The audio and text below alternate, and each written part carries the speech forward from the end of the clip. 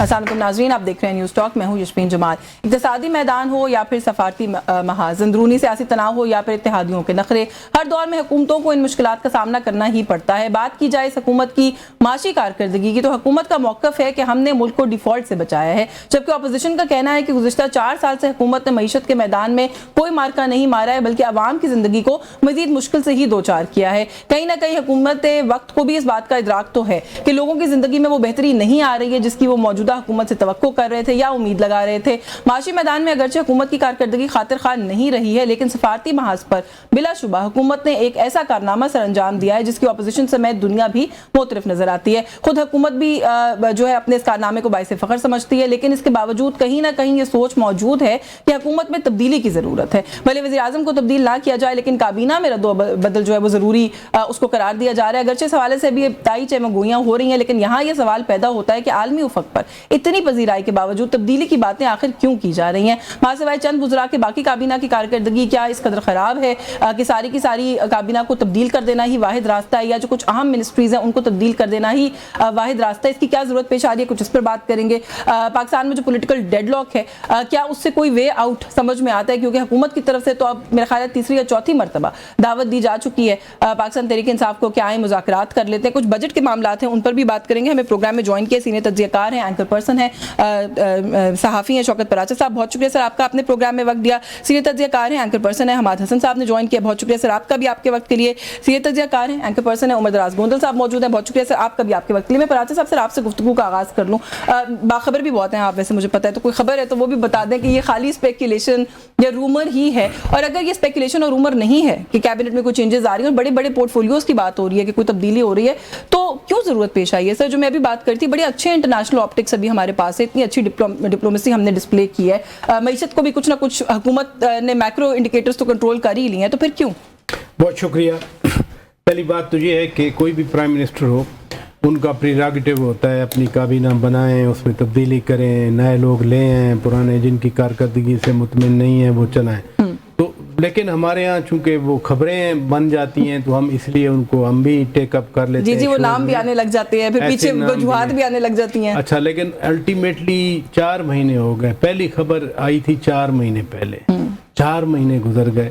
چلے خبر لگانے والوں کو اتنی رعایت دے دیں کہ جنگ تھی، جنگ میں یہ چلتا رہا، ٹھیک ہے، لیکن جتنی یہ خبریں آ رہی ہیں میں تو ان کو کوئی کریڈیبل خبریں نہیں سمجھتا۔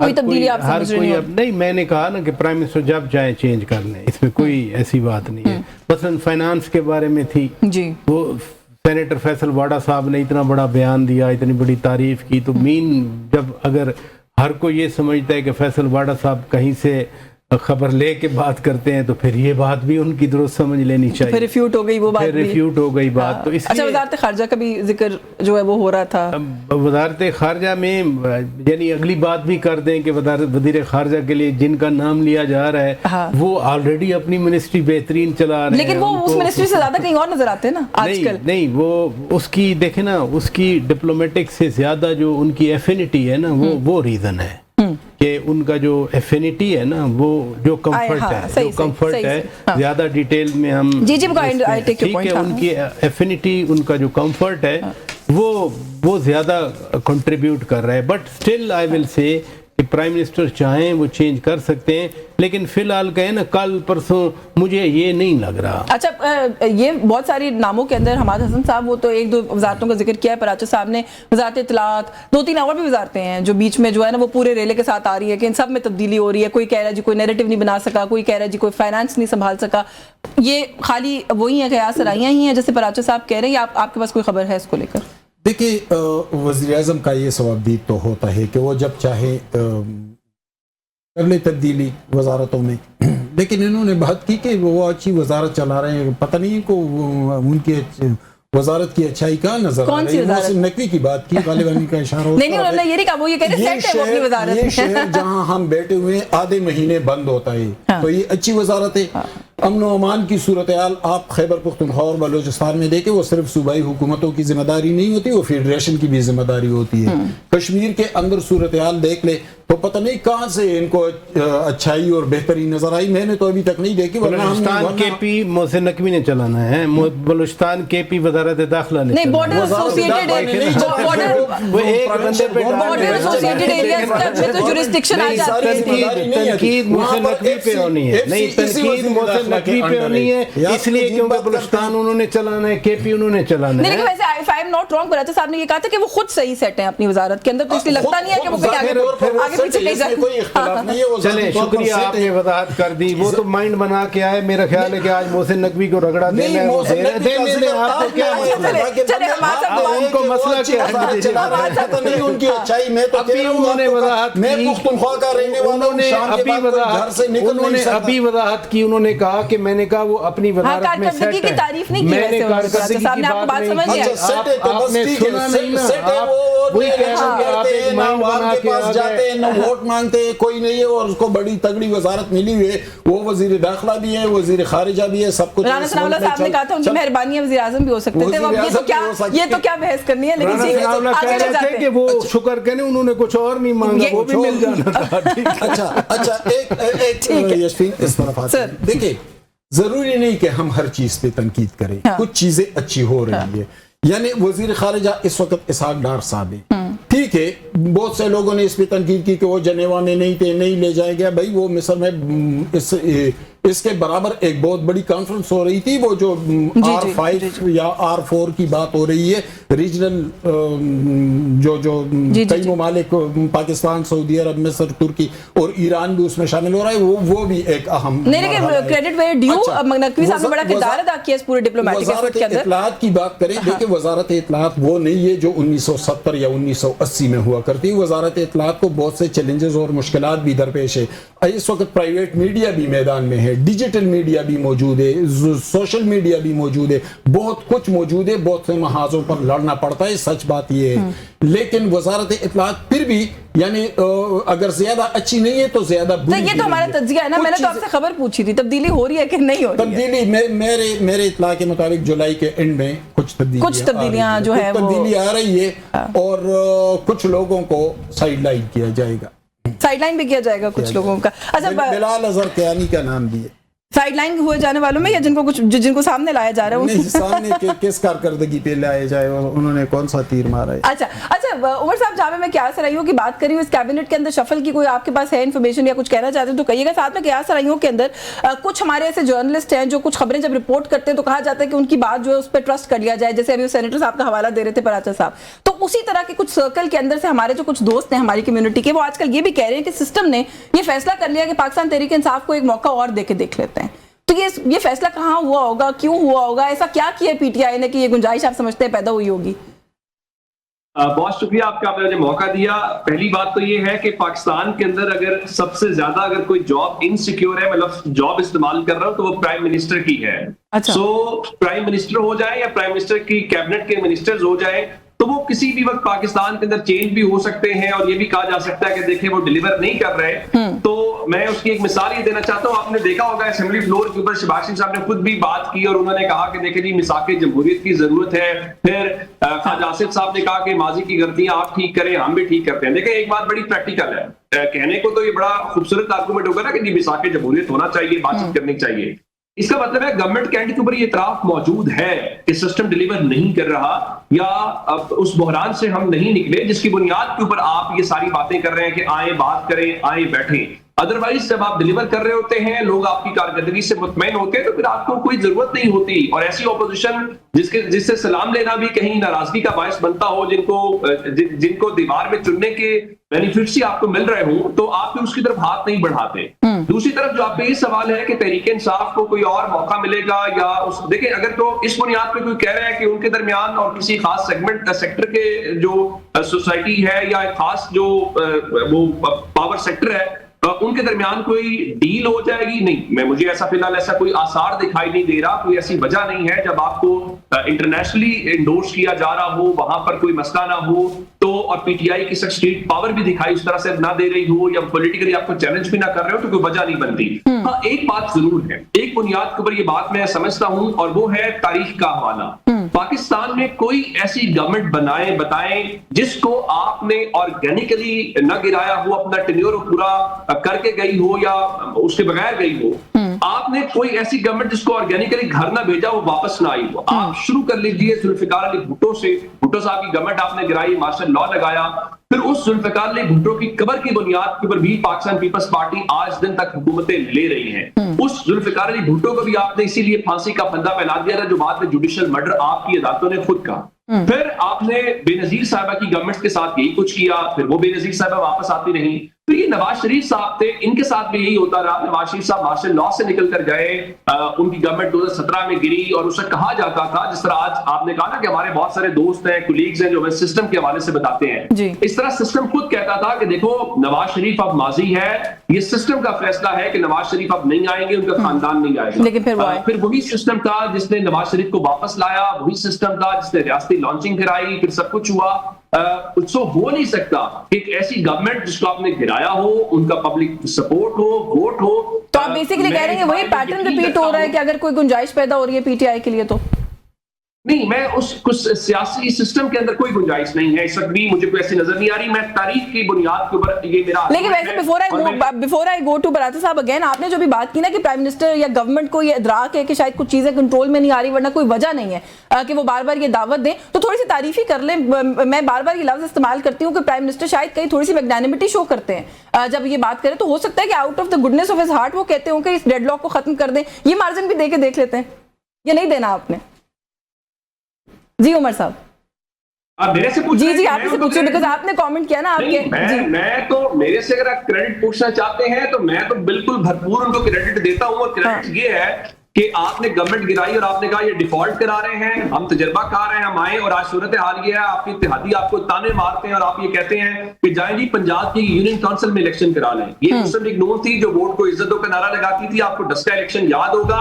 उस वक्त ऐसे ही पीटीआई और उनका वन पेज उधर चल रहा था और पीटीआई आसमान पे थी। उस वक्त क्या हुआ था, आपने उस तमाम तर रुकावटों के बावजूद डस्का इलेक्शन जीत लिया था। धुंध पड़ी, क्या हुआ, वो जमीनी हकायक है। अच्छा, आज वही मुस्लिम लीग नून है, वो अपनी हुकूमत होते हुए जीबी का इलेक्शन नहीं जीत पा रही। आज वही मुस्लिम लीग नून है जिनको इत्तेहादी ताने देते हैं, भाई आपका पीडीएम का गवर्नमेंट का टेन्योर मिला लें, 2.5 साल अभी मिला लें, आप पंजाब के अंदर लाहौर में बलदियाती इलेक्शन अफोर्ड नहीं कर पा रहे। बिल्कुल ठीक है, हमारी इजाजत दें, मैं जरा इसी नुक्ते पे जरा बराता साहब को शामिल कर लूं गुफ्तगू में। प्राइम मिनिस्टर तीसरी चौथी मर्तबा कह चुके हैं ऑपोजिशन लीडर को यहाँ के आए और बातचीत कर लेते हैं। ख्वाजा आसिफ साहब ने फ्लोर ऑफ द हाउस पे कहा कि एक और मिसाक जमहूरियत की जरूरत है। गवर्नमेंट की तरफ से की जो बात बार बार की जा रही है, इसको आप कैसे रीड करते हैं? कुछ लोग तो ऐसे ही रीड करते हैं जो उमर साहब कह रहे हैं कि शायद बस होती चली जा रही है तो इसलिए इस तरह की बातें करें, आप कैसे देख रहे हैं? हर एक का अपना जाविया है सोच का।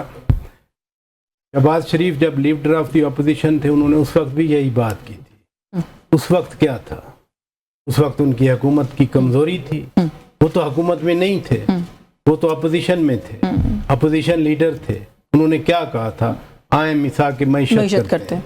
बिलावल भुट्टो जरदारी साहब भी अपोजिशन में थे, उन्होंने क्या कहा था, उन्होंने कहा था इमरान खान कदम बढ़ाओ, हम तुम्हारे साथ, ये दहशतगर्दी के बारे में कहा था। इसलिए जो मैच्योर पॉलिटिक्स है उसमें ये नहीं देखा जाता कि मैं ऑफर कर रहा हूं क्योंकि मैं कमजोर हूं। हम सब लोग बैठ के कहते हैं, अगर बाकी नहीं कहते तो मैं कहता हूं कि पॉलिटिशियन को चाहिए मिल के बैठें, मिलकर मुल्क को आगे ले चलें। बहुत चैलेंजेस हैं, जिनमें सबसे बड़ा चैलेंज ये इकानमी है, जिसकी आप बार बार बात कर रही हैं कि वो जो आईएमएफ के साथ एग्रीमेंट वायलेट किया गया, उसके बाद आईएमएफ भाग गया।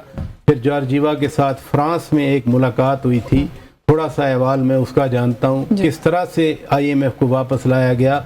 वरना तो यहाँ तो नारे लग रहे थे, तकरीरों में था कि श्रीलंका बनने जा रहे हैं। वो ख्वाहिश थी, ख्वाहिश को एक खतरे के तौर पर पेश किया जा रहा था। इसलिए मैंने फिर कहा, हर एक की राय होती है, लेकिन जब कोई सियासतदान, वो वजीर आजम हो, मसलन अचकजई साहब कहते हैं कि आइन पे बात करें, तो अचकजई साहब क्या वो वजीर आजम हैं जो दावत दे रहे हैं? बैरिस्टर गौहर खान कहते हैं हम तैयार हैं मुज़ाकरात के लिए। तो बयानात के साथ अमल भी तो होना चाहिए ना बराचा साहब। हियर यू आर, अमल होना चाहिए, کہ یا تو پرائم منسٹر صاحب نے جب یہ کہا تھا، گوہر خان نے آگے سے کہا کہ ہم تیار ہیں، تو پرائم منسٹر ایک کمیٹی بنا دیتے، باقاعدہ دعوت دے دیتے کہ آپ اس تاریخ کو آ جائیں۔ پھر ایک سپیکر والی پرانی کمیٹی موجود ہے، سپیکر صاحب نے بھی آفر کیا کہ آپ آ جائیں، لیکن پھر بھی عمل اس پہ بھی کوئی نہیں تھا۔ یہ آپ کا پوائنٹ ٹھیک ہے، یعنی 2 ہفتے تقریباً 10 دن ہو گئے اس بات کو، کوئی نہ کوئی نٹ شیل میں کچھ رزلٹ آ جاتا، بٹ چونکہ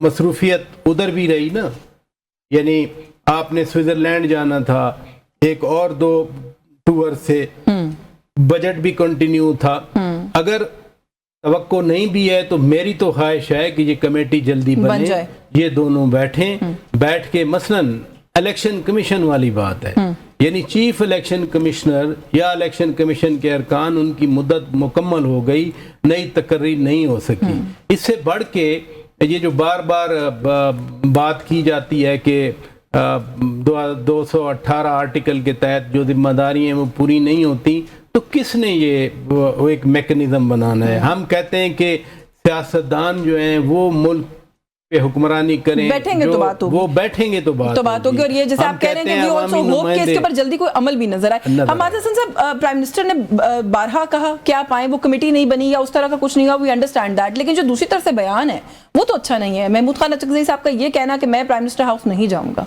تو پھر یہ تو مطلب بہت ہی زیادہ پھر ریجیڈیٹی ہو گئی نا، اس کا مطلب ہے کہ ڈیڈ لاک کا خاتمہ ان کو سوٹ نہیں کرتا۔ یہ جو پولیٹیکل سٹرکچر کے وین ہے نا، اس میں بہت سے کلاٹس ہیں جگہ جگہ پہ، یعنی پرائم منسٹر نے 2025 نومبر میں اسی اسمبلی کے اندر کھڑے ہو کر کہا تھا کہ آئے بات کر لیتے ہیں، لیکن جیسے ہی وہ اپنی سیٹ پر بیٹھ گئے تو اپوزیشن لیڈر عمر ایوب کھڑے ہو گئے اور اس کی شدید مخالفت کر لی، اور وہی بیانیہ، وہ چور ڈاکو اور فارم 47 اور وہی باتیں کر گیا، یعنی بات کو آگے بڑھنے سے روکا۔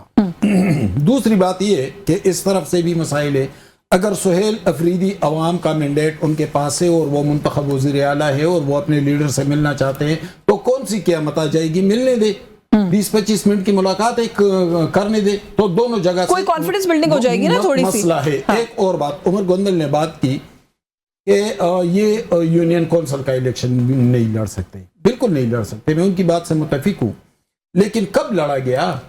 عمران خان وزیر اعظم تھے اور خیبر پختونخوا میں ان کی حکومت تھی، اور بلدیاتی الیکشن کا پہلا فیز ہوا تھا آدھی پختونخوا میں، اس میں تمام کے تمام عمران خان ہار گیا تھا، صرف بنیر کا ڈسٹرکٹ جیت گیا تھا، یعنی اس وقت وہ اقتدار میں تھے۔ وہ پنجاب میں 15 سیٹوں پر ضمنی الیکشن ہوا تھا، اس میں سے 14 عمران خان ہار گیا تھا، نواز شریف جیت گیا تھا کیونکہ وہ مظلوم تھا۔ یہ تو ہماری کامن سائی کی ہے بھائی، کہ وہ جب تک جیل میں رہے گا وہ تو مظلوم رہے گا، مقبول بھی رہے گا، اس کو آپ جیل سے رہا کروا کے وزارت عظمیٰ میں پہنچا دے، پھر چند دن کے اندر دیکھیں کہ وہ مقبولیت کہاں ہوگی۔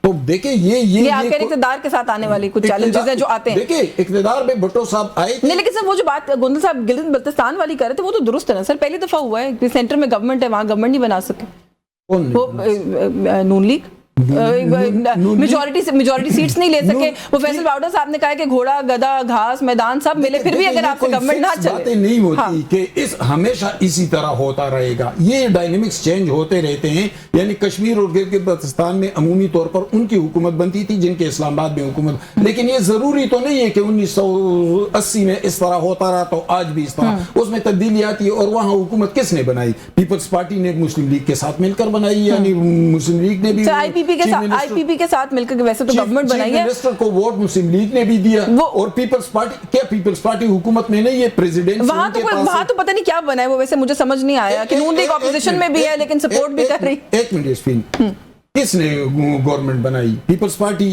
کیا مرکز میں پیپلز پارٹی کی حکومت نہیں ہے؟ پریزیڈنسی ان کے پاس ہے، چیئرمین سینٹ ان کے پاس ہے، سندھ اور کشمیر اور بلوچستان کی حکومت ہے ان کے پاس ہے، آئینی عہدے ہیں نا یہ تو سارے، پنجاب اور آئینی عہدوں میں ان کی دلچسپی تھی نا، ان کو تو حکومت میں لا رہے تھے، لیکن انہوں نے کہا ہم آئینی عہدوں کی طرف جانا چاہتے ہیں، گئے، وہ گورنمنٹ کا حصہ ہے، وہ لاکھ بھی کہیں کہ ہم گورنمنٹ میں شامل نہیں ہے، بھئی آپ گورنمنٹ میں شامل ہیں، گورنمنٹ کے اہم آپ وہ دوسری جماعتوں کو اکسا رہے ہیں کہ وہ حکومت سے چلے جائیں، ناراض ہیں بڑے پیپلز پارٹی والے، اس پہ بات کرتی ہوں، مجھے بریک لینی ہے، بریک سے واپس آ کے اس پہ بات کرتے ہیں کہ پاکستان پیپلز پارٹی کی ناراضگی، اس کی کیا وجہ ہو سکتی ہے، گلگت بلتستان کے الیکشن پہ بھی تھوڑی سی بات کرتے ہیں، اس بریک کے بعد ہمارے ساتھ رہیے۔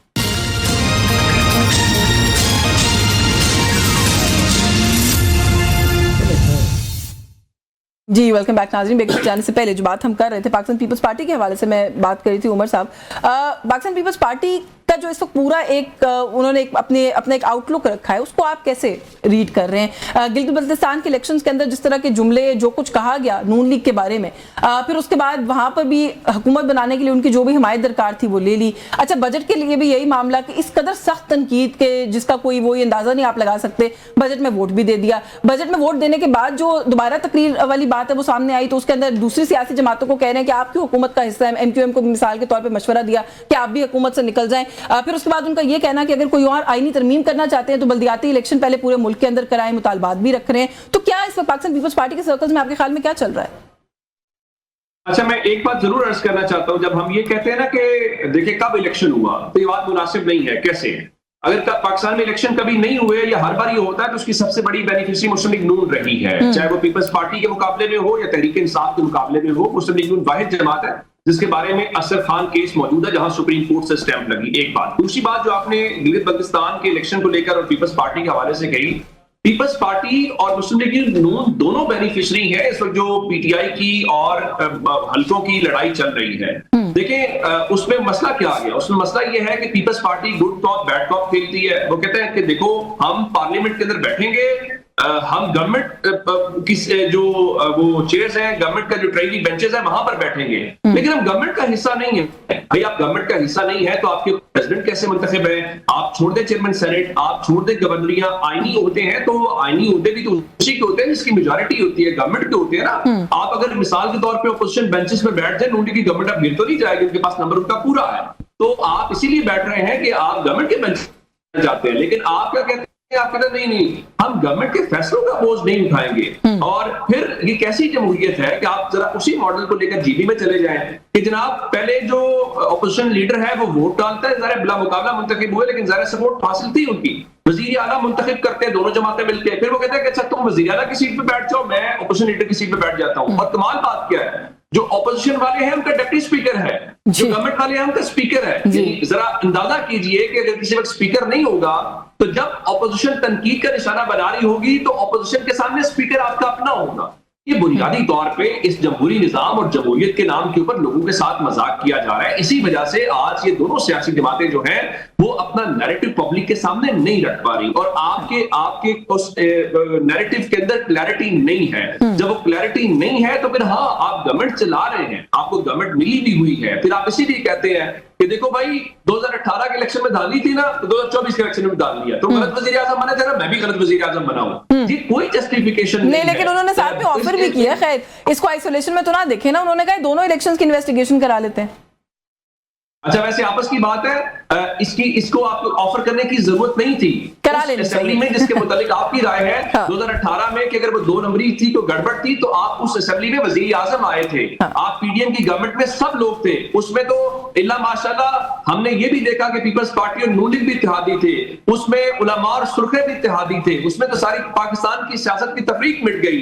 वजह क्या थी? मैं तो हमेशा कहता हूं कि हमारे बुजुर्गों को अगर कब्रों से निकाल के बताया जाए कि आज वो मुस्लिम लीग नून और पीपल्स पार्टी जिसके लिए आप लड़ाइयां लड़ते थे, गांव में आपने दुश्मनियां पाली एक दूसरे के साथ कि ये लीगी हैं, ये जयाले हैं, आज वो एक ही जगह के ऊपर इकट्ठे हैं। आप कर लेते ना, आप पीडीएम की गवर्नमेंट आई थी, आप उस दिन पहला ऐलान, बिल्कुल ठीक बात है। ये तो खैर हाँ, ये वो चीजें जो कह के करने वाली नहीं होती, जो कर देने वाली होती हैं। अगर ये इस तरह का है तो कर लेते हैं। अच्छा 2022 में ऐलान कि हम 2018 के इलेक्शन के ऊपर आजाद जुडिशियल कमीशन बिठा रहे हैं। चले मैं इसमें भी बात करती हूँ, पहले थोड़ा सा जी इजाजत दें, मैं थोड़ा सा पराचित साहब को ले लें। 2018 के इलेक्शन के अगर 2 नंबरी थी, गड़बड़ थी, तो उसकी बेनिफिशियरी नून लीग और पीपल्स पार्टी है, अगर इमरान खान है अगर उसके तो बिल्कुल ठीक है। अच्छा पराचित साहब, ये पाकिस्तान पीपल्स पार्टी की जो इस वक्त पूरा एक पॉलिटिकल पोजीशनिंग है उसको आप किस तरीके से देख रहे हैं? बिलावल भुट्टो साहब, अभी circling back to the first question, उन्होंने वज़रा पर भी तनकीद की, उन्होंने कहा कि जो जल्दी पर तेल का काम करते हैं ऐसे वज़रा को तो काबीना में ही नहीं होना चाहिए, वो आपको नुकसान पहुंचा रहे हैं। ख्वाजा आसिफ की कश्मीर वाली स्टेटमेंट को लेकर उन्होंने बड़ी सख्त गुफ्तगू की है। अच्छा फिर उसके बाद बल्दियाती इंतखाबात का मुतालबा कि अगर कोई तरमीम करनी है तो पहले इलेक्शन कराएं। बजट पे हमने देखा वो बड़ा सख्त बोले।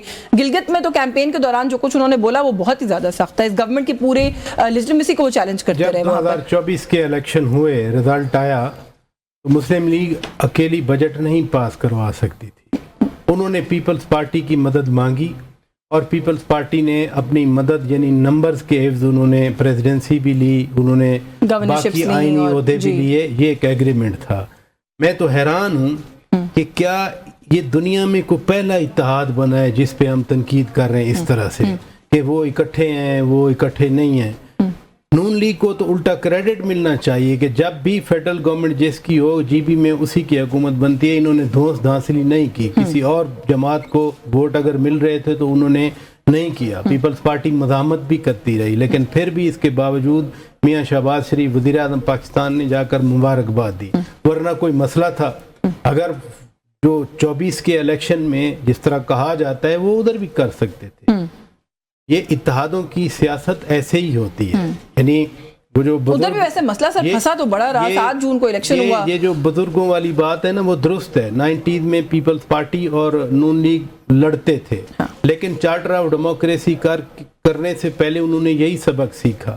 پھر اس کو مکمکا کہا گیا اس ملک میں. اس کو کہا گیا کہ یہ مکمکا ہے, یہ چارٹر آف ڈیموکریسی نہیں ہے. اب کیوں کہا جا رہا ہے کہ جی ہاں ہمیں کرنا چاہیے. دیکھیں نا یہ کنٹراڈکشن جو ہے نا پولیٹیکل, وہ ایک سائیڈ سے نہیں ہے. تاریخ مثلا یہ 90 کے الیکشن کا سپریم کورٹ کا فیصلہ ہے, جو ٹرانسپیرنٹ تھے وہ آ کے عمل درآمد کر لیتے نا, لیکن وہ تو خود کندھوں پہ چڑھ کے آئے تھے. خود کہتے تھے ہم گیٹ نمبر 4 والے ہیں. کسی کو شک ہے, کوئی اگر کسی کو شک ہے تو اس کی مرضی ہے. لہذا یہ ایک پارٹی پہ ڈالنا دوسری پہ ڈالنا. جہاں تک دوسری آپ نے بات کی بلاول بھٹو زرداری صاحب کی, جی ایک پرسپیکٹو ہوتا ہے. مثلا کشمیر کے حوالے سے میں خود بھی بڑا سینسیٹیو ہوں. میں کہتا ہوں کہ پاکستان کی جو سیاسی لانڈری ہے وہ کشمیر میں نہیں پہنچنی چاہیے. میں بالکل کھل کے بات کر رہا ہوں. یعنی مذاکرات سے بات چیت ہونی چاہیے. ایک بار نہیں, 2 بار نہیں, 3 بار نہیں, بیٹھ جانا چاہیے. یہ تماشا نہیں ہونا چاہیے. پچھلی بار بھی ایسا ہوا تھا, ہم پچھلی بار بھی یہی کہتے رہے کہ یہ نہیں ہے. یعنی جس طرح اکراس دا بارڈر اس چیز کو اٹھایا جاتا ہے وہ پتہ نہیں آپ دیکھتے ہیں. جی وہ تو دیکھیں فیلڈ ہے ان کو, تو مطلب ان کے لیے تو ایگزیکٹلی. تو کم از کم کہیں نہ کہیں پاکستان کے اندر جو مرضی کہیں, پاکستان کی سیاست کے بارے میں آپ 54 سے شروع کر دیں, آپ 80 سے شروع کر دیں, 2018 سے شروع کر دیں, 2024 سے 22 سے شروع کر دیں, نو پرابلم. انہیں روپن نہ کریں. لیکن کم از کم ادھر جو ہے نا ہمیں خود بھی بات کرنے کے لیے بڑی احتیاط کی ضرورت ہے. جو بلاول بھٹو زرداری صاحب کہہ رہے ہیں وہ بھی بار بار یہی کہہ رہے ہیں کہ مذاکرات کریں. اس طرح کے بیانات, اور وہ بھی کابینہ کی طرف سے بیانات, کابینہ کی ڈیفنس منسٹر کی طرف سے سر نہیں, جو دوسری آپ بات کر رہے ہیں جی وہ سیٹس والی جو بات ہے, جو رانا ثناء اللہ صاحب نے جو بات ایگزیکٹلی. تو اس لیے میں کسی ڈیٹیل میں نہیں پڑھتا. میں تو یہ کہوں گا جو میں بار بار دوسروں کو کہہ رہا ہوں, میں خود اس پہ عمل کروں کہ ہمیں مذاکرات کرنے چاہیے کسی پہ. میں تو کم از کم کشمیر کے حوالے سے وہ جلتی پہ تیل والی بات نہیں کر. جی ہمارے ساتھ بلاول بھٹو زرداری صاحب کا کنڈکٹ, جو میں بار بار کہہ رہی ہوں, انہوں نے جو کیمپین کی اس میں فارم 47 سے لے کر پنجاب پولیس کے بارے میں جو کچھ کہا گیا, جس طریقے سے کہا گیا کہ آپ الیکشن چھیننے کی کوشش کر رہے ہیں, ہم نہیں چھیننے دیں گے. اچھا پھر اس کے بعد بجٹ پہ جو کچھ کہا گیا, پھر MQM کو یہ کہنا کہ آپ کو لالی پاپ دے رہے ہیں بلدیاتی الیکشنز کے نام پہ, یہ بالکل نہیں کرائیں گے, آپ لوگ چھوڑ دیں فیڈرل گورنمنٹ. یہ کیا بلاول صاحب کو کیا ہو گیا, ناراض کیوں ہیں اتنے؟ بالکل ناراض نہیں ہے. نہیں ہے ناراض کہاں ہے, انہوں نے کون سا عہدہ چھوڑا ہے, کون سی حکومت چھوڑی ہے. ناراضگی نہیں ہے, ہم اس کو اتنا سیریس کیوں لیتے ہیں. دیکھیں پولیٹیکل سروائیو کے لیے بولنا پڑتا ہے عوامی سطح پر, میڈیا کے سامنے, لیکن جو پریکٹیکلی جو عملی طور پر جو کچھ ہو رہا ہے ہمیں فرینڈلی میچز ہیں, مطلب آپ یہ کہہ فرینڈلی ہے, سب کچھ فرینڈلی ہے. لیکن یہاں پر بات ہوئی میثاقی جمہوریت کے حوالے سے.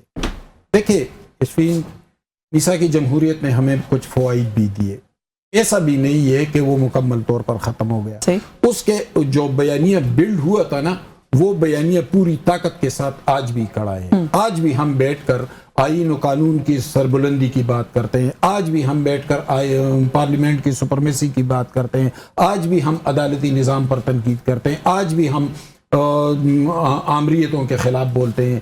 تو اس سے پہلے گو کہ ایک طویل جدوجہد ہوئی تھی, بہت سی سیاسی قوتوں نے جدوجہد کی تھی, لیکن عملی طور پر میثاقی جمہوریت سے یہی چیز پھوٹا کہ اس نے ہمیں ایک مضبوط اور ایک سٹریٹ فارورڈ بیانیے پر ڈال دیا, ایک سٹریٹ فارورڈ ٹریک پہ ڈال دیا. وہ خواہ انٹیلیجنشیا ہے, میڈیا ہے, سیاست ہے, جو بھی ہے. جو بات میں پہلے پراتے صاحب سے بھی کر رہی تھی نا, پھر عمل بھی کریں نا اس کے ساتھ, خالی بیان نہ دیں. اس طرف آتا ہوں, لیکن اس کو سب سے زیادہ ڈیمیج کس نے کیا, سب سے زیادہ نقصان کس نے پہنچایا, سب سے زیادہ نقصان کیا عمران خان کے اس کنٹینر نے نہیں پہنچائے جو اسٹوڈیو کے باہر اسی ڈی چوک میں کھڑا تھا، جہاں پر اس نے پوری سیاسی تہذیب کا جنازہ 3 سال سے تو وہ اب اندر ہے، 7 مہینے سے آئسولیشن میں ہے۔ آتا ہوں، ایک منٹ یاسمین مجھے بولنے دے۔ اس کے بعد کیا ہوا؟ اس کے بعد محکمہ زراعت اور کیا کچھ نہیں ہو رہا تھا، لیکن اس کے سیاسی سپورٹ کون کرتا رہا؟ عمران خان اور اس کے ساتھ طاہر القادری جیسے لوگ یہ کرتے رہے نا۔ پھر پنجاب عثمان بزدار جیسے بندے کے حوالے کیا گیا۔ پھر 2018 کا الیکشن آپ دیکھ لیں، اس الیکشن کو تو وہ صحیح کہتا رہا، لیکن 2024 پہ الزامات لگائے کیونکہ 2024 اس کے حق میں نہیں تھا۔ اور پھر سیاسی قوتوں کے ساتھ محاذرائی۔ جسٹس وقار سیٹھ کا فیصلہ آیا تھا، ایک انتہائی طاقتور فیصلہ تھا، بڑا محترم فیصلہ تھا، لیکن اس جسٹس وقار سیٹھ کے خلاف کیا زرداری کھڑا ہوا تھا، مولانا فضل الرحمان کھڑا ہوا تھا، نواز شریف کھڑا ہوا تھا، اس کے خلاف جو آدمی کھڑا ہوا تھا اس فیصلے کے خلاف وہ عمران خان ہی تھا۔ اس میثاقی جمہوریت کو سب سے زیادہ نقصان اگر کسی نے پہنچایا وہ عمران خان۔ میں یہ تو کہہ رہی ہوں سر، فکس کر لینا، فکس کر لیں اس کو۔ حکومت سے نکلے کتنا عرصہ ہو گیا، قید میں گئے کتنا عرصہ ہو گیا، مکمل آئسولیشن میں گئے کتنا عرصہ ہو گیا، کب تک ہم معیشت، سیاست، جو کچھ غلط ہے اس کو عمران خان پہ ڈالتے رہے؟ عمران خان بھی دوسروں پہ ڈال رہا ہے نا۔ عمران خان تو آج 7 مہینے سے تو مجھے نہیں پتا سر وہ کیا کر رہے ہیں، ویسے 7 مہینے سے کوئی سٹیٹمنٹ آ رہی ہے آپ کے پاس؟ میرے پاس نہیں آ رہی۔ جو موجودہ حکومت ہے، ہم نے کب کہا ہے کہ وہ معاشی حوالے سے کامیاب ہوا ہے؟ ہم نے تو نہیں کہا۔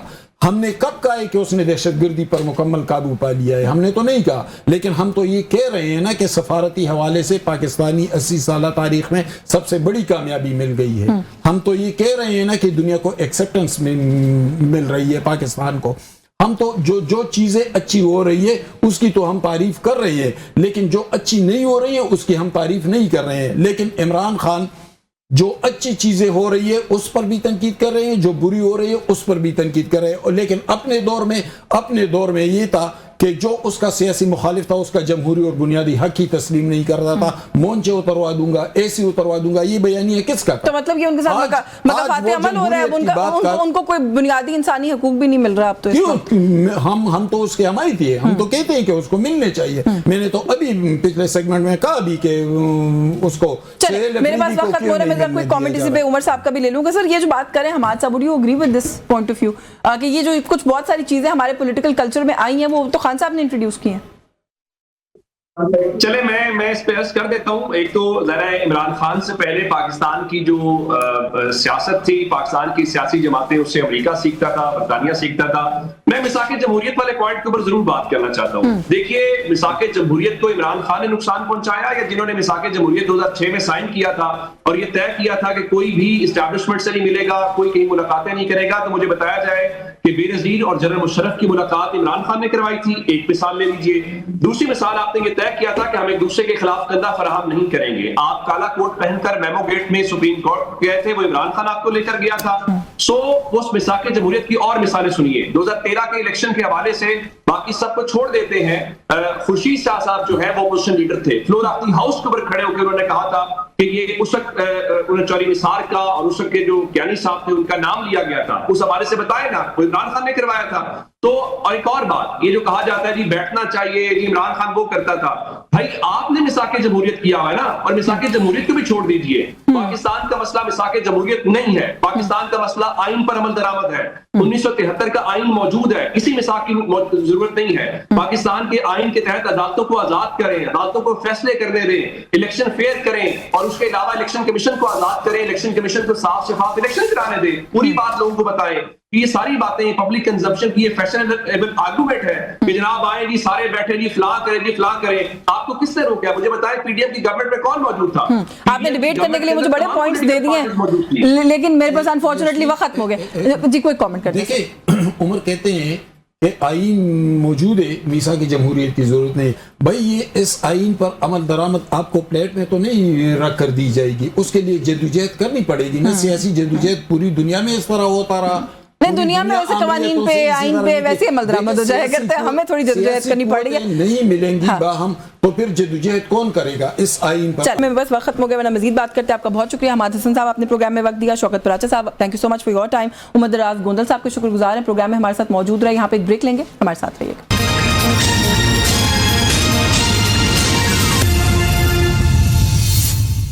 جی ویلکم بیک ناظرین. پروگرام کے اس حصے میں کچھ بات کریں گے ایران امریکہ جو معاہدہ ہے, جو 60 ڈیز کا ایک ونڈو ملا ہے کہ ایک دیر پا اگریمنٹ اس کے اندر ڈرافٹ کر لیا جائے, جو ٹیکنیکل ٹرمز ہیں اس کے اوپر اگری کر لیا جائے. اس کے حوالے سے ہمیں پروگرام میں جوائن کیا سینئر دفاعی تجزیہ کار ہیں لیفٹیننٹ جنرل ریٹائرڈ عبدالقیوم صاحب نے.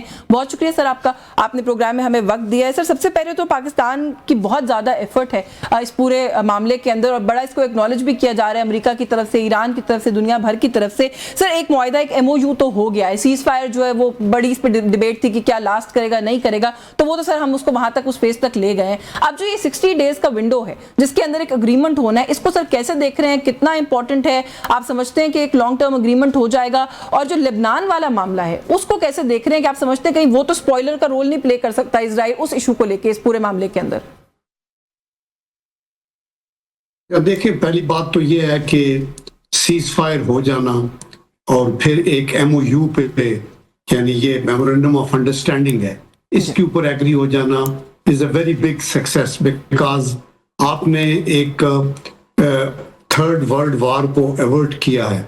بیکاز اگر یہ ہٹ درمی پہ رہتے اور اسرائیل کی باتوں پہ امریکہ چلتا رہتا اور اس فرسٹریشن میں کہ وہ جیت بھی نہیں سکے اور وہ ان کی ریجیم چینج کر کے سسٹم کو نہیں بدل سکے اور وہ جو ہے ان کے جو آبجیکٹیوز تھے ان کو حاصل نہیں کر سکے, تو اٹ کوڈ ہیو ایسکلیٹڈ. اور اسرائیل وانٹڈ اٹ ویری مچ کہ ایران کو صفحہ ہستی سے مٹا دیا جائے, سویلائزیشن ختم ہو جائے اور یہ وہ. تو یہ ایک بڑی کامیابی ہے اور اس میں کلیدی رول پوری دنیا ایکسیپٹ کر رہی ہے کہ پاکستان کا ہے, اور اس میں سپورٹ قطر کی بھی رہی, ٹرکی کی بھی رہی.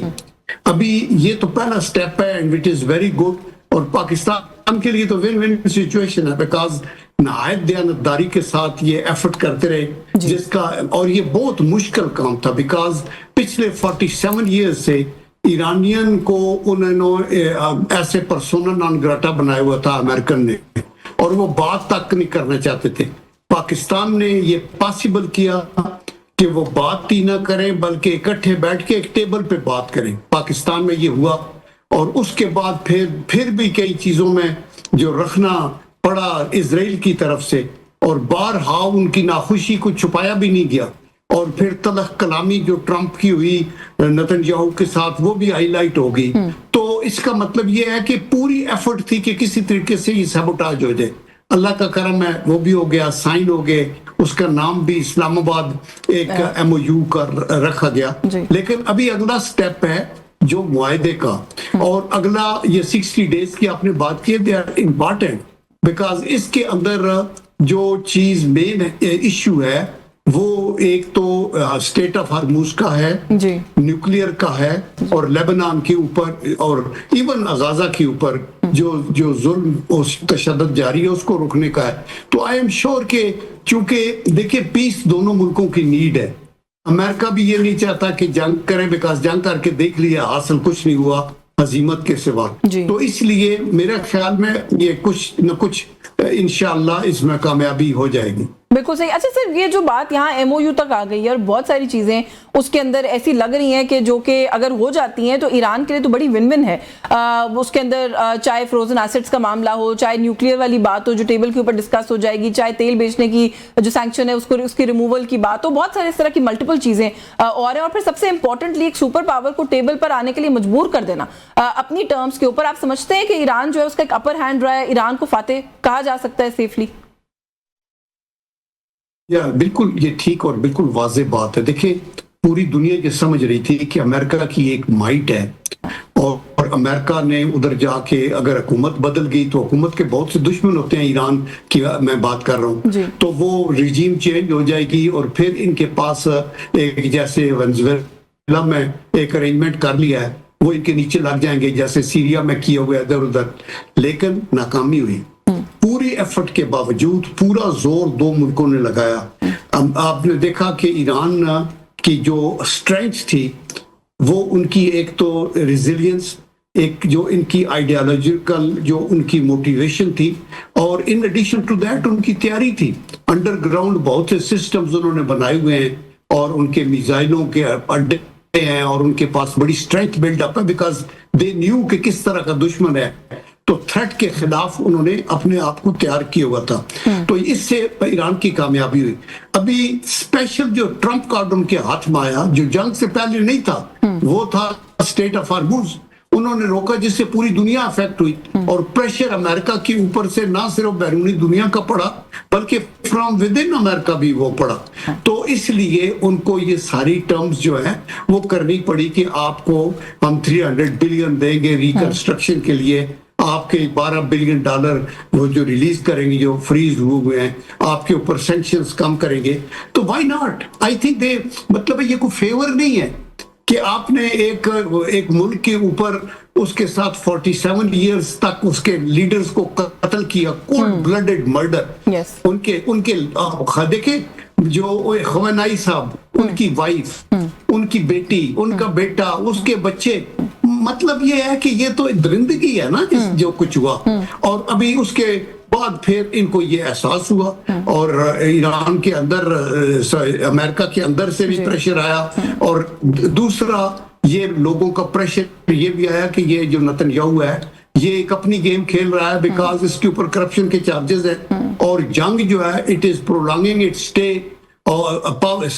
پاور اور یہ اگر ہٹ گیا تو اس کا مقدمہ چلے گا اور یہ شاید اندر بھی ہو جائے. تو بیسیکلی ایران کا بڑا کوائٹ کلیئرلی آپ یہ کہہ رہے ہیں کہ اس پورے معاملے کے اندر ایک اپر ہینڈ ہے. اچھا سر, آپ نے بھی ہرموز اور 2-3 جو اور فیکٹرز بتائے, ہرموز کے بھی کچھ ایسپیکٹس ہیں. ایک تو جو اس وقت ناکہ بندی ہے, اگر پہلے اس کو اس طریقے طرف سے دیکھ لیں تو امریکی سینٹ نے سر وار پاور ایکٹ کے تحت امریکی صدر ڈونلڈ ٹرمپ کو یہ ہدایت کی ہے کہ امریکی فوج کو دشمن کے خلاف جو کارروائیاں ہیں ان سے واپس بلا لیا جائے. تو سر مشرق وسطیٰ میں اور یہ بلاکٹ کے لیے جو پوزیشننگ ہے, کیونکہ صدر ٹرمپ نے یہ کہا تھا کہ ابھی ہم بلاکٹ ختم کر رہے ہیں لیکن میں وہاں سے اپنی پوزیشن نہیں چینج کر رہا ہوں, اگر ہمیں دوبارہ بلاکٹ کرنا پڑ جائے تو کیا اب وہ بائنڈنگ ہو گیا صدر ٹرمپ کے اوپر کہ ان کو وہاں سے اپنے لوگ بلانے پڑیں گے, فوجیں بلانی پڑیں گی؟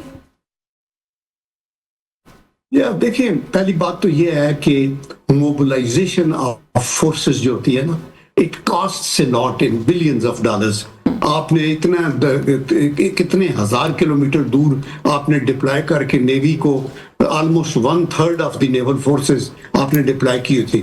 تو اگر آپ نے ان کی ناکہ بندی ختم کی ہے تو انہوں نے اسٹیٹ آف ہارموز کو کھولا ہے, تو یہ برابر ہو گیا. ابھی دوسری بات یہ ہے کہ مڈل ایسٹ کے اندر جو بیسز بنائی تھی آپ نے ان کو تو GCC کنٹریز کو یہ لالی پاپ دیا ہوا تھا کہ یہ آپ کی تحفظ کے لیے ہے, اور امریکن کی موجودگی میں قطر کے اوپر اسرائیل نے حملہ کیا تھا, اور پھر جو ایران نے حملے کیے ہیں ان کی بیسز کے اوپر, اس سے اور زیادہ GCC کنٹریز کے لیے پریشانی کا باعث بنا. تو دے ہیو انڈرسٹوڈ کہ جی یہ امریکہ کی بیسز ہمارے لیے سیکیورٹی نہیں ہے بلکہ لائبلٹی ہے اور ایک ڈینجر ہے. تو with the passage of time you will see they will have to thin out. اس وقت امریکہ کی پوری دنیا میں 800 بیسز ہیں اور ایک بڑا کلسٹر مڈل ایسٹ کے اندر ہے.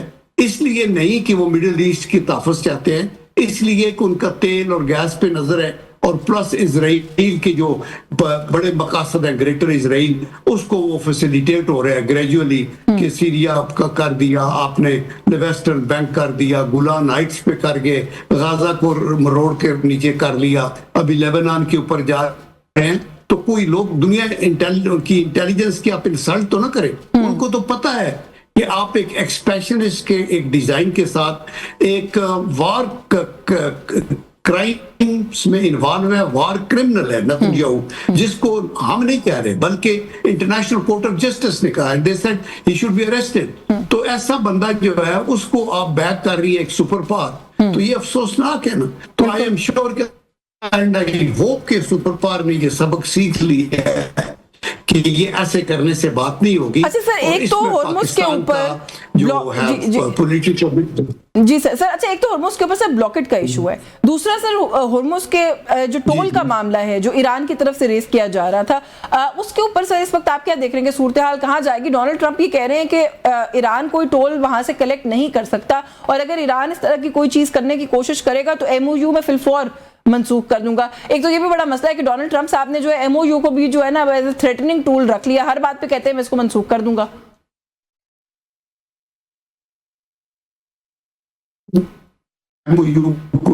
is neither here nor there. اور ٹرمپ نے تو انٹرنیشنل معاہدے जूते की नोक पे रखे हैं WTO के साथ। आप ये देखें क्लाइमेट का जो मुआहदा इनका था, आप UNO के तकरीबन ऐसी 30 ऐसी जगह थी जिनसे इन्होंने विड्रॉ कर लिया, और इन्होंने तो किसी चीज का वो मुआहदे थे, वो MOU भी नहीं थे, इंटरनेशनल पैक्ट थे जिनसे विड्रॉ किया। ओबामा ने जो इनके साथ न्यूक्लियर अकॉर्ड किया हुआ था वो एक इंटरनेशनल कमिटमेंट थी अमेरिकन गवर्नमेंट की, इन्होंने उसको भी किया, तो उनको तो कोई परवाह नहीं है, वो करते रहेंगे। लेकिन जो ईरान की ये डिमांड है ना कि हम टॉल लेंगे और ये करेंगे, मेरे ख्याल में वो नेगोशिएबल है, उन्होंने भी कुछ प्रेशर करना है। ये इंटरनेशनल सी वेव्स हैं और इसके अंदर से इंटरनेशनल ट्रैफिक ने गुजरना है, इसका इन एनी केस जो कंट्रोल है वो ईरान के पास रहेगा, बिकॉज उन्होंने किसी से सनद नहीं लेनी, उन्होंने 2-3 बोट्स निकालनी है और 1-2 जहाजों पे हमला करना है तो सब स्टैंड स्टिल हो जाएगा, उसके लिए कोई UNO रेजोल्यूशन नहीं चाहिए, तो उनके पास वो ट्रम्प कार्ड है। तो इसलिए वो कहेंगे कि हम खोद देते हैं, चले सब कुछ हो, लेकिन हमारी इसके ऊपर नजर रहेगी। और जो ट्रम्प है he will have to honour जो गुफ्तगू की है, बिकॉज ये उनके फेवर में भी है। बिल्कुल सही। अच्छा सर, दूसरा ये न्यूक्लियर वाली जो बात है, मैं वही बात इसलिए ये चीज़ें अंडरस्टैंड करने की कोशिश कर रही हूँ कि ये जब लॉन्ग टर्म अग्रीमेंट सामने आएगा तो ये चीज़ें उसके अंदर इश्यूज क्रिएट कर सकती है। इस्माइल बकाई का कहना है कि हम जौहरी तवानाई एजेंसी के मुआयनाकारों को जौहरी मकामात का दौरा करवाने का कोई इरादा नहीं रखते, यानी कि IAEA की जो इंस्पेक्शन टीम है उसको साइट पर ले जाके कोई इंस्पेक्शन कराने का ईरान कह रहा है कि हम कोई इरादा नहीं रखते। आपको लगता है इस तरह की जो स्टेटमेंट्स हैं ये फिर वही बात है, आखिर में कहा जाएगा कि नॉन कंप्लायंस है ईरान की तरफ से और फिर किसी लॉन्ग टर्म अग्रीमेंट के बीच में ये डिलेज क्रिएट करेंगी ये चीजें? देखिए, जो ओबामा के साथ इनका एग्रीमेंट था उसमें IAEA के जो इंस्पेक्शंस थी वो भी शामिल थी, और इसके बाद भी जो मुज़ाकरात ट्रम्प गवर्नमेंट से होते रहे उनमें भी ये एग्रीड थे कि हम न्यूक्लियर नहीं बना रहे और हम इंटरनेशनल इंस्पेक्शन के लिए अलाउ करेंगे।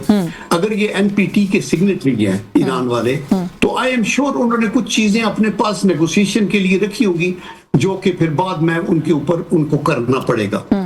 अगर आप NPT के सिग्नेटरी हैं तो आपके ऊपर अगर एक लिमिटेशन है एनरिच करने की यूरेनियम की, तो उससे आप एक्सीड करेंगे तो आप वायलेशन करेंगे। तो देयरफॉर आई एम श्योर कि ईरान को सारी सिचुएशन का पता है और वो अपनी पब्लिक की कंजम्पशन के लिए बहुत कुछ कहते हैं, लेकिन वो उन्होंने ये कैटेगरिक कहा है कि हम अपना एनरिच यूरेनियम जो है, जो वो आपने कहा था लास्ट टाइम कि ये रशिया को दे दिया और हम तैयार हो गए थे, अभी हम नहीं दे रहे, लेकिन I think it is negotiable. ये क्या करेंगे? अगर उन्होंने एटम बम नहीं बनाना तो पीसफुल पर्पसेस के लिए उनकी रिक्वायरमेंट 3.67% की जो है वो अगर पूरी कर रहे हैं तो कैसे? ईरानियन का एक पॉइंट ये भी है कि अगर हमने 60% पे किया हुआ है तो हम इसकी इनरिचमेंट को नेगेटिव साइड के ऊपर लेके तो इसको डाउनग्रेड भी कर सकते हैं और वो हम ही करेंगे। तो बेसिकली आप ये कह रहे हैं कि सारे कंसर्न्स जो इस वक्त सर उठा रहे हैं सारे ही फ्लेक्सिबिलिटी भी इसमें शो की जा सकती है और ये सारे नेगोशिएबल हैं। वक्त खत्म हो गया, वरना मैं आपसे मजीद बात करती। आपका बहुत शुक्रिया सर, आपने प्रोग्राम में हमें वक्त दिया। Lieutenant general retired Abdul Qayyum साहब हमारे साथ मौजूद थे। ईरान अमेरिका मामलात पे हमने उनसे उनकी राय जो है प्रोग्राम में शामिल की। न्यूज़ टॉक से आज के लिए बस यही कुछ, मुझे इजाजत दीजिए, अल्लाह हाफिज़।